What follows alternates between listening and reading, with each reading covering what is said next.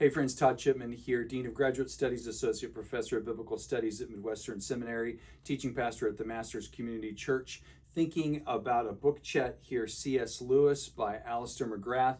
If I had to list my favorite biographies on any figure, this would be in the top, perhaps the top of the list.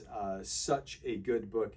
Alistair McGrath, emeritus professor now of science and religion at Oxford, multiple PhDs in science and then also in theology.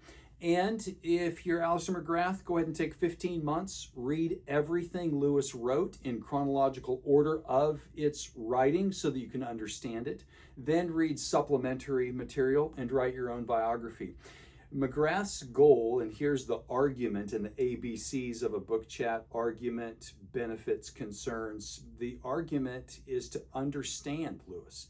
That's what McGrath sets out to do, help us to understand Lewis, what issues in his life made him who he was, the development of his family background, the loss of his mother when he was a boy, being sent away to boarding school, lack of connection with his father, but then along the way, the great knock. A professor who becomes a private tutor, and Lewis lives with him and develops Lewis's critical thinking, and along the way, George MacDonald and imagination, and these kinds of ideas that begin to coalesce in Lewis's studies. And then September 1931, and we pick it up there.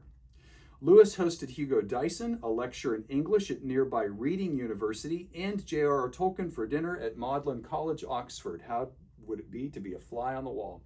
Well, after dinner, they go for a walk around the grounds there at Oxford. Addison's walk there, and it's late at night, leaves are blowing, and the conversation turns to myth.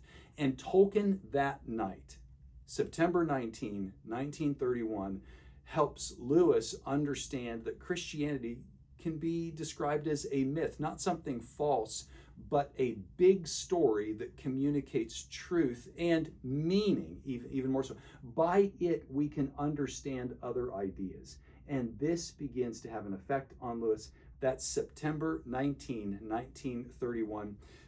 By the 28th of September, that same month, Lewis firmly confesses Christ. And just such a rich story here. And McGrath provides all that for us, as well as introductions to Lewis's other works and helping us to understand his worldview. Such a great biography. Many benefits here to understand Lewis. I think McGrath accomplishes his purpose. I don't have many concerns at all with this book. I would highly recommend it. It's one you'll probably read more than once if you do read it once. And we think about Lewis, September 19, 1931, and the effect that he has had on many evangelicals even today. Hey, for more book chats, go to biblicalstudiestoday.com. To study with us in Europe, in the UK, go to mbts.eu because we have study tours, and one will be coming up summer 2026. We will be in Oxford looking at Lewis's house, even that walk, Addison's walk. Join us. Go to mbts.edu. See you next time.